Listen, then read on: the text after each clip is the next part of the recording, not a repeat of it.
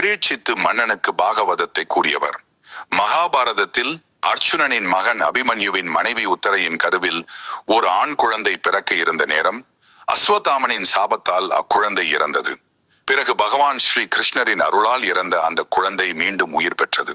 அந்த குழந்தையே பிற்காலத்தில் பரீட்சித்து மன்னனாக போற்றப்பட்டார். மகாபாரத போருக்கு பிறகு அபிமன்யுவின் மகன் பரீட்சித்து ஹஸ்தினாபுரத்தின் மகாராஜாவாக பதவியேற்றார். மன்னனுக்கு ஜனமேஜயன் என்ற ஒரு மகன் இருந்தான். ஒருமுறை பரீட்சித்து மன்னன் வேட்டையாட காட்டிற்கு சென்றார். அப்போது காட்டில் முனிவரின் குடில் ஒன்றை பார்த்தார். அவரிடம் தாகத்திற்கு நீர் கேட்டபோது அது முனிவரின் காதில் விழவில்லை.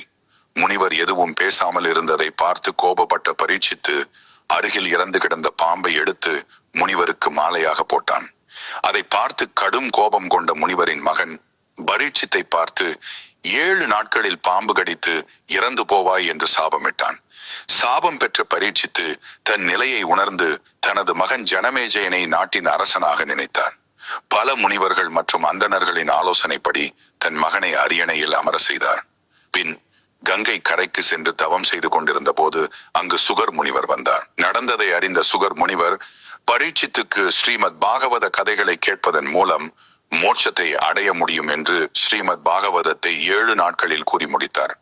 தன் தந்தையை பாம்பு கடியில் இருந்து காப்பாற்ற நினைத்த ஜனமேஜயன் அரண்மனையில் பாதுகாப்பான ஒரு அறையில் பரீட்சித்தை தங்க வைத்தார். அரண்மனையை சுற்றி பலத்த பாதுகாப்பை ஏற்படுத்தினார். அங்கே வந்த கார்கோடகன் என்ற பாம்பு அந்தணர் வடிவில் தன் உருவத்தை மாற்றிக்கொண்டு அரண்மனைக்கு உள்ளே நுழைந்தது.